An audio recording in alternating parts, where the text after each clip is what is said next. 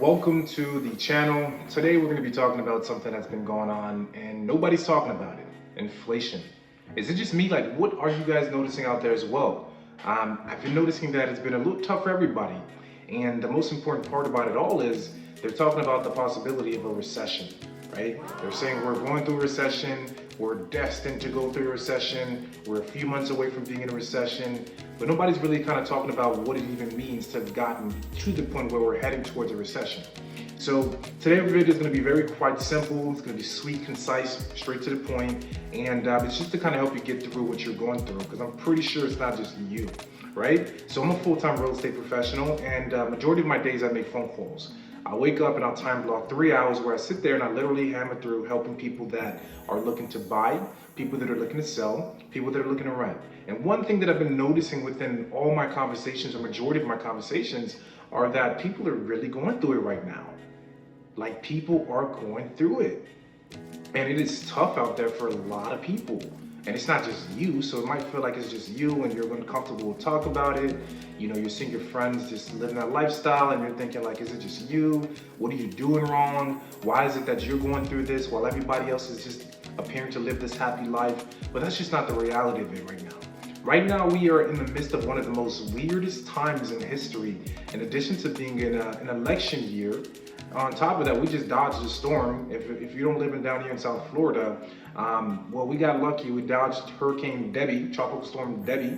If she came through, that would have probably made things even worse. But besides all of this, we are going through an election year right now. People are going through massive layoffs right now.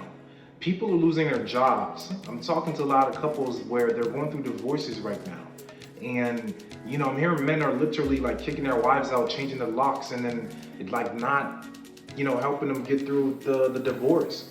It's just a funny time right now. And most importantly though, what everybody's talking about is inflation. I'm pretty sure you're hearing conversations about inflation this, quantitative easing that. It is tough. It's like you're being squeezed on all angles. This way, something blocks you off here. You take another detour, something blocks you off here. It just feels like it's tough for everybody. We're hearing a lot about job layoffs. And the biggest thing that you're probably seeing everywhere you turn on the internet is the Federal Reserve. Not even like an actual bank, first of all. It's literally a third party entity which we gave control over our monetary capabilities of printing money and determining interest rates for the economy. So the Federal Reserve can do only two things. And when they run out of those two things, that's it, right? The first thing they'll do is they'll increase or lower interest rates. The second thing that they'll do is they'll print money. What happens is when you print a lot of money, that diminishes real value of that dollar. So, you know, a few years ago, $10, you would get, you know, you'll get something nice with $10. Now it's like you got to spend $13 or $14 to get the same level of whatever it is that you're looking to buy. And so a lot of these people that I'm talking to, they're going through massive credit card payment behind. Some people are going through some evictions. Some people are losing their job. And I'm just like, yo, what is going on? What is in the water? Because I don't even want it. I'd rather let my lips be dry and unmoisturized if that's what it takes to not, you know, be a part of what's going on right now. Right now would be the time to do three things. These are the three strategies that you probably should take right now to put yourself in a better position to ride out through this storm. Because you can go to this storm, you can go through the storm. I had a saying. You can grow through the storm, or you can go through the storm.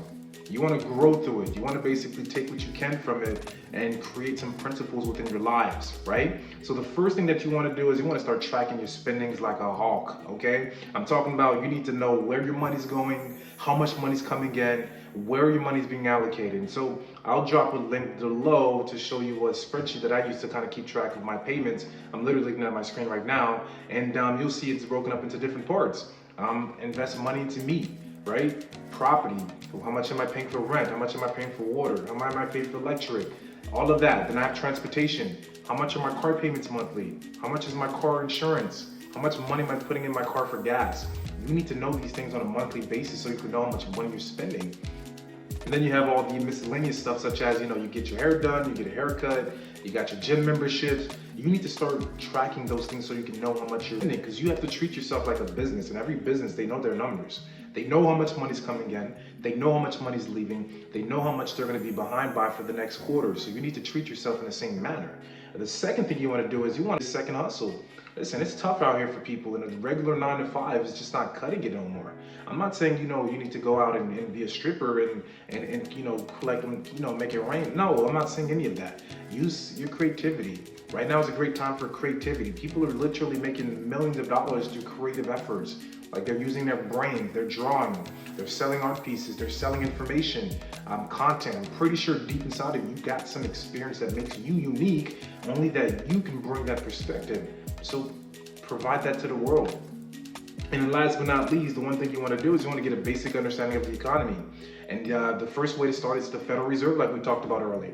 So the Federal Reserve, they kind of dictate the interest rate for your student loans. They dictate the rate of your loan, your credit card payment. They dictate the rate of what you're going to be paying for your mortgage, your car note, increase or lower rates. And so right now people are waiting for them to lower rates, but why is that even important? So the interest rate that you see for a house, you might see like a 7%, 7.3%. You probably think like, how did they come up with that number, right? So the mortgage industry, they use what is called the 10-year treasury. And every single morning, the treasury rate opens at a different rate. Usually it's consistent, but usually it's like right around that 4.8, 4.9%. And the interest rate that you're seeing for mortgages, let's say it's at 7%. The reason why it's at 7% is because there's the index plus the margin, which creates the rate. So you got the index, which we talked about, the 10-year treasury, which is at 4.9%. And then whoever's doing the loan, obviously they have to eat as well, and they'll tack on their margin, which is their profit, on top of that 4.9% to create what is known as the fully interest rate. And so that's what's been kind of determining, rates for, your car payments, your bank loans, credit card. All of those things are all impacted by the economy or by the Federal Reserve decision to increase or lower the interest rate. And if they lower interest rate, usually what will happen is money becomes more available to the economy, to people that want to give out loans. But then guess what happens though? When money becomes so readily available and so cheap, everybody's borrowing. And guess what that does? It pushes up inflation more. So you're going to be paying more at the grocery. Remember after COVID, or right around that time on COVID, where you were paying like crazy amount for toilet paper? Like, it's because of the interest rate. It was so cheap to print money, and so everybody was getting out loans. All these banks were giving out loans at dirt cheap rates, leading to an increased spending within the economy. And once we have that, interest rate goes up where we start to feel the pain, because it becomes more expensive to do the same thing that you normally would do. For example, $30 would fill up your tank, maybe $35, $40 fill up your tank. With the 3%, 3 to 4% interest, it's going to take a little bit more than that now to fill up your tank. And that's all it means. So you want to get a basic understanding of the economy, start doing your research, figure out what happens, because you'll realize that one thing that the rich do is they'll have what is called a portfolio. They'll diversify their portfolio to kind of profit during up times and down times. And so right now, stocks that are doing pretty well are, Walmart. Because guess what? Consumers are having to cut back on their spending. Starbucks is suffering right now. Apple is suffering right now. And people are cutting back on these, we call them, they call it extra dollars. There's a real name for it, but I forget. It's when you have extra dollars just to splurge. And so what people do is they'll invest into, the stock market. They'll do all that. And they'll buy, the coffee, the nonsense, the lashes that the girls be walking around with, all that stuff. But the moment that things start to get a little tough, the first thing they cut back on is all of that stuff. But the one thing that you're still going to continuously spend money on is what? Gas. You're going to need to get to work. You're going to have to buy food. And so stocks like Walmart, stocks that are within the oil segment, they're doing okay. So what you want to do is you want to get a basic understanding of the economy, and most importantly, just keep tracking your spending, because if you're not getting time to manage how you're performing as a business, then you're going to be out of business.